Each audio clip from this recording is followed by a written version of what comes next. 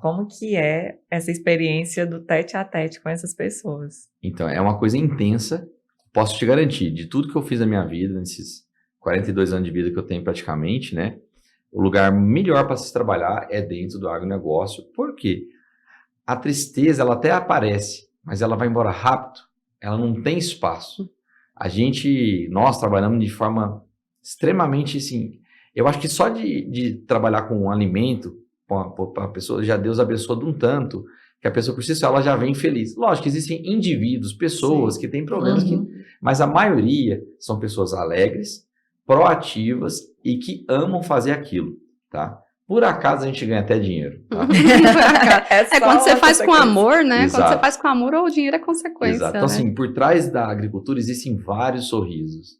Por trás desses sorrisos existem várias histórias de superação, histórias que eu posso te dizer, assim, lindas. Já dariam livros, filmes. Qual que te marcou mais, assim, nessa experiência toda de estar no campo, de forma ativa mesmo? Tá.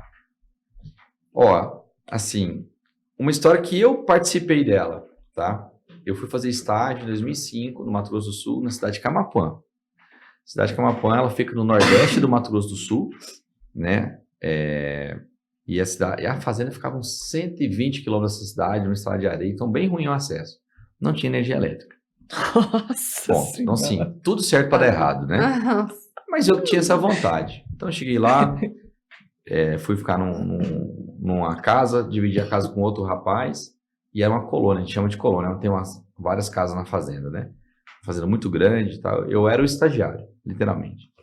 E aí chegou lá e eu fui vendo as pessoas, conhecendo.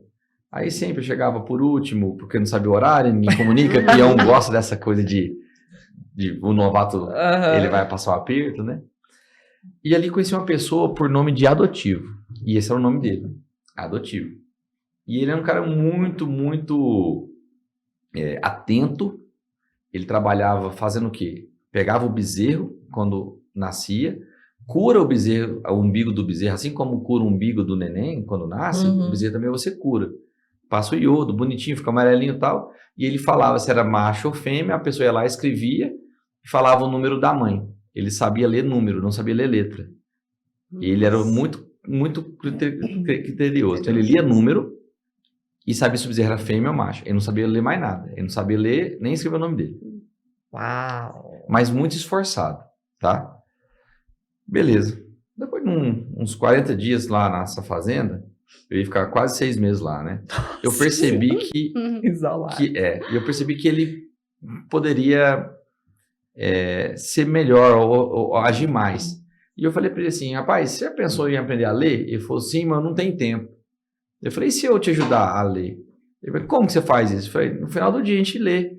Aí eu peguei o carro da fazenda, fui numa escolinha lá perto, peguei um livro, tipo um Mobralzinho, esses ABC, sabe? A professora me entregou, falou que eu falei que eu queria fazer isso para ajudar um companheiro. E todo dia à noite a gente sentava com a luz de vela, eu ajudava ele a desenhar a letra. E tentei fazer a fonética para ele pegar. Olha para você ver, né? Então, assim, depois de 3 meses, ele já estava dando conta de escrever o nome, já li algumas coisas. E ele, depois que eu saí da fazenda, ele foi promovido, ele virou capataz, foi virar gerente e tal. Então, Nossa, assim, que lindo! Existe um propósito, né? E nem eu sabia que ia dar certo. No seu tempo ali com ele, né? Exato, mas o que tem a ver com zootecnia isso? Nada e tudo. Se eu não fosse o agro, eu não estaria ali. Sim. Então, quantas pessoas sedentas por ser ouvida, ou por aprender, ou por evoluir, que estão no agronegócio, e dele não saem? Isso que é porque ali é um sentimento de pertencimento. Pertencimento, é uma paixão mesmo, exato. Aquela coisa country mesmo, assim, o sertanejo, né, que o pessoal fala. Mas nem por isso ele aceitou ser um Jeca Tatu. Eu acho que esse é o lado bonito dessa história. Ele quis ser o protagonista da vida dele. E quantas vezes que a gente vê pessoas em situações menos trágicas ou menos complexas se vitimizando, né? Então, assim, quando eu vi isso, eu falei, rapaz, que legal. E bem no começo da minha carreira como profissional, né? Aí eu lembro que eu voltei para o interior de São Paulo, porque eu estava estagiando por uma empresa, fui apresentar o meu trabalho lá, o que eu fiz nesse tempo todo da fazenda, né? Aí eu lembro que o pessoal da bancada até falou assim, olha, independente do que você fez, só de você ter ensinado uma pessoa a ler, alfabetizar uma pessoa, você já está aprovado no seu estágio, porque você fez além do que foi pedido. Então, esse foi uma outra Uma coisa que me marcou. sensibilidade que estava em você, né? Não Exato. precisou Nunca de, pensei. isso tá dentro do que eu devo fazer, Do né? escopo, né? Isso. De verdade, não Porque pensei não era nisso. sua obrigação ali. Não mesmo. E vários dias eu pensei, nossa, por que eu fiz isso? Porque tem dia que você tá mais cansado, né? Aham. Bom, mas por que acontece essa história? Porque essa é uma das histórias que às vezes a gente esquece Sim. de ver. Quantas vezes quando você fala do Mato Grosso, Vanessa, que para mim é um país Mato Grosso, não é o estado, é o país Mato Grosso, que Mato Grosso que eu tô falando? Tem história de gente que saiu com a mão na frente e outra atrás do sul, vendeu um lote e foi para lá trabalhar de tratorista para os outros, por quebrar madeira, e hoje são os reis da soja, donos de império, pessoas que É só queriam uma verdade. oportunidade, talvez onde ele estava, ele não teve. Então, assim, dentro do agro, o que o agro me mostra todos os dias é quem quer dar certo, aquele ele consegue dar. Das que eu falo assim, ele é infinito um número de oportunidades. O que tem de vaga de emprego dentro do agronegócio com salários Bom, farturentos, bons, que não são preenchidos porque as pessoas não querem ir para dentro de uma fazenda. Exato, ou não querem, igual, essa semana mesmo eu dirigi 2.000 quilômetros, né, entre segunda e ontem, não hoje, hoje eu estava em casa, em home, mas ontem eu acordei 4 da manhã, dei 150, fui fazer algumas reuniões no interior de São Paulo, acabou 12h30 o almoço que eu estava fazendo, voltei, cheguei 8 horas da noite aqui, trabalhei até 9h30, porque a gente tinha que responder e-mail, ligações e tal, e tá tudo certo. Mas quem tem essa disposição, William? Então, mas eu falo assim, e não estou falando que é só intenso, exemplo, né? É um trabalho intenso, isso. é bem remunerado, mas é muito intenso. E aí até assim, para ficar mais claro para todo mundo, né? O agro, ele não acontece de forma direta na cidade, porque eu preciso do campo para produzir os animais, eu preciso do campo para plantar. Uhum. Então, assim, para você se dar bem, você tem que estar muito próximo da operação. Hoje, na função que eu faço, eu tenho as pessoas que estão na operação e eu faço o gerenciamento delas, mas eu sempre que é possível, eu estou perto para entender e não perder Esse olhar, esse né? olhar, isso. Mas, assim, e aí, pensando assim, nas histórias de superações que a gente vê, um exemplo foi esse cara, mas quantas profissionais, às vezes, entraram no agro, iam fazer, só por fazer para ter um diploma, e hoje o cara se viu como um excelente jornalista, porque tem que ter o jornalista do agro, tem que ter o contador do agro, tem que ter o advogado do agro, entendeu? Tem que ter um médico que vai trabalhar para o agro, tem que ter o preparador físico ou educação física no agro, o nutricionista de humano para o agro. Então, assim, gente, o agro, ele é um ecossistema à parte. As fazendas por si só, quando são muito grandes e longe, ela tem a estrutura de uma cidade. Isso é verdade. A complexidade de uma cidade. Dentro das fazendas, que a gente vai quando o volume é maior de pessoas ou de trânsito, tem faixa para a pessoa usar, tem mão, tem contramão. Então, assim, aquela roça... Não é uma roça. Isso, não é. Não é qualquer roça. Exato. Eu pude, assim, ter Vivenciar, experiência né? de ver isso. É assim, é louco. De ter, assim, até pista de pouso. Isso. Avião também não é um luxo, é uma necessidade. É uma necessidade. Sim, Que nesse a caso, pessoa sim. tem para se deslocar mais rápido.